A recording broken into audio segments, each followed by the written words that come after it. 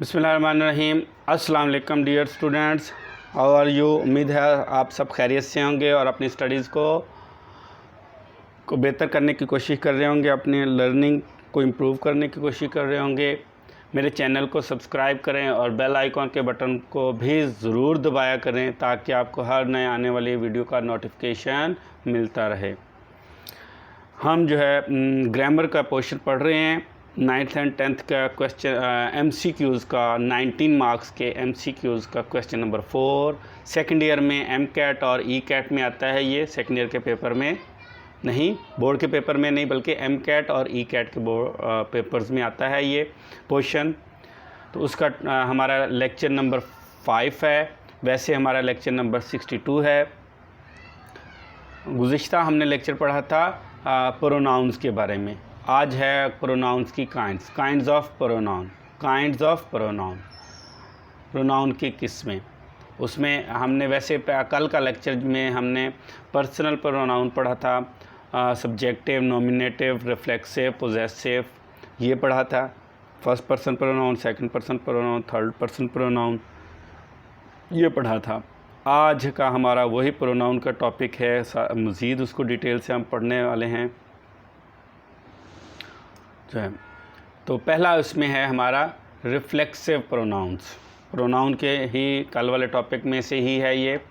The pronouns which are used to show that the action is done by the subject are called reflexive pronouns. कहता है कि वो pronoun जो ये ज़ाहिर करते हैं कि वो दोबारा एक्शन जो है सब्जेक्ट की तरफ रिफ्लेक्ट करते हैं, वो कहलाते हैं रिफ्लेक्सिव प्रोनाउन। जैसे I hurt myself, I have to do my work myself, you have to do your work to yourself, he has done his work himself.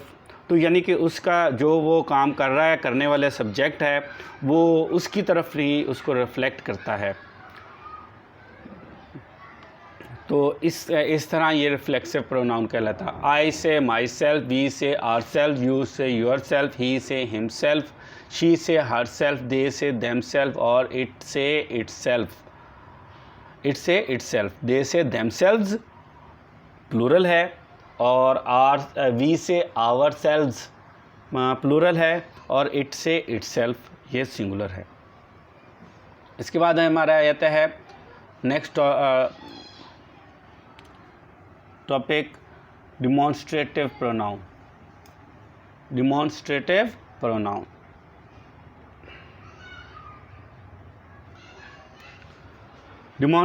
Pronoun में हमारा आता है, कहता है द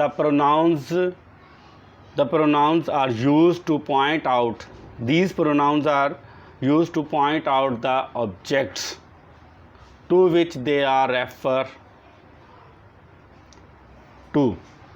डिमॉन्स्ट्रेटिव प्रोनाउंस वो हैं जो दोबारा जो है उनकी तरफ रिफ्लेक्ट करते हैं, मतलब कि यानी कि जिससे वो रेफर जुड़े हुए होते हैं। यानी कि दिस इज़ माई बुक, ठीक है, दिस, दीज, दैट, दोज, ये डिमॉन्स्ट्रेटिव प्रोनाउन सिर्फ 4 हैं। सिर्फ 4 ही डिमॉन्स्ट्रेटिव प्रोनाउंस हैं। दिस, दीज, दिस सिंगुलर है, दीज प्लूरल है, दैट वो सिंगुलर है, दोज उसी का प्लूरल है वो, दिस ये, दीज वो, दीज प्लूरल के लिए ये, दैट।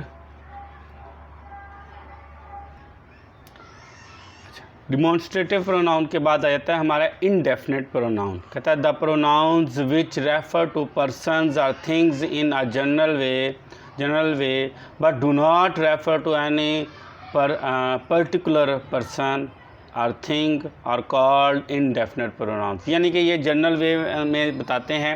आई देखिए ही जो है वो बताता है कि ये ही हमारा जो है मेल होगा पर्सन, शी बताता है कि वो फीमेल पर्सन होगा। इस तरह जो है ना वो कहता है जनरल वे में जाना।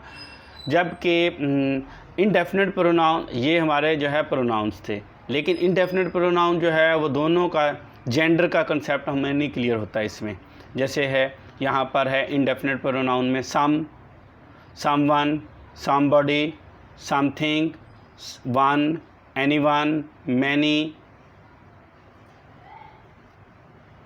every, everybody, everyone, everything, anything, anyone, anybody। इस तरह के और बहुत से हो सकते हैं। फ्यू भी है, FEW, फ्यू। ये है हमारे इनडेफिनेट प्रोनाउंस।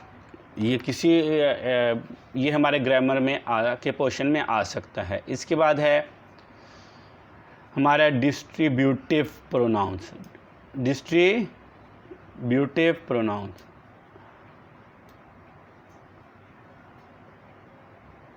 डिस्ट्रीब्यूटिव प्रोनाउन है, यानी कि ये कहता है कि ये each, either, neither are called distributive pronounce.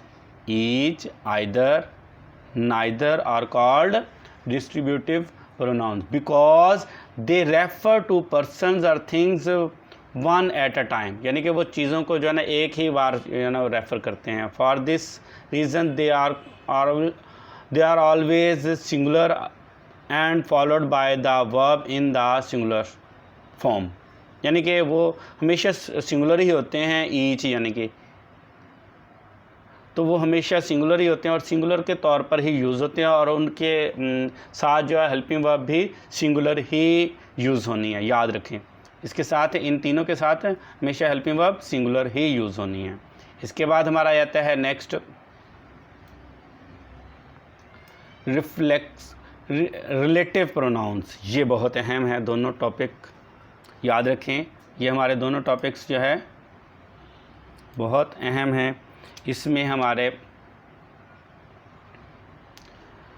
Relative pronouns और इंट्रोगेटिव प्रोनाउंस, ये पहले भी हम पढ़ चुके हैं इनके बारे में, लेकिन दोबारा पढ़ने वाले हैं। ये हमारे 10th के नरेशन के डायरेक्ट एंड इनडायरेक्ट के पोर्शन में आया था, और तो उसी को हम डिस्कस कर रहे हैं, लेकिन ये अलग अलग हैं। इस्तेमाल के लिहाज से दोनों डिफरेंट हो जाते हैं। ये वर्ड्स सेम हैं। जैसे यहाँ पर है relative pronoun, the pronouns which are used to relate the first part of the sentence to the second part of the sentence are called relative pronouns. कहता है वो प्रोनाउन जो सेंटेंस के पहले हिस्से को दूसरे के हिस्से के साथ जोड़ते हैं, वो रिलेटिव प्रोनाउंस कहलाते हैं। जैसे है who, which, whose, whom, what, when, why, how and where. जैसे है I know the women whose child was hurt, this is the girl who stood first in the class, these are the colour pencils which I want to buy. Whose, who और which ये हमारे हैं relative pronouns. इसके बाद हमारा आता है same ही pronounce हैं, लेकिन इस्तेमाल के लिहाज से चेंज हो जाते हैं। ये हमारे हो जाते हैं interrogative pronouns. The pronouns which are used to show the sentence as interrogative are called interrogative pronouns, यानी कि सेंटेंस को क्वेश्चन के तौर पर इस्तेमाल करते हैं, और लास्ट में हमारे हमेशा क्वेश्चन मार्क आता है। जैसे है who, which, whose, whom, how, what, when, where and ये सब। जैसे यहाँ पर है हुज बुक इज़ दिस, ये किसकी किताब है, लास्ट में क्वेश्चन मार्क लगा हुआ है। फिर हमारा आता है कहता है कि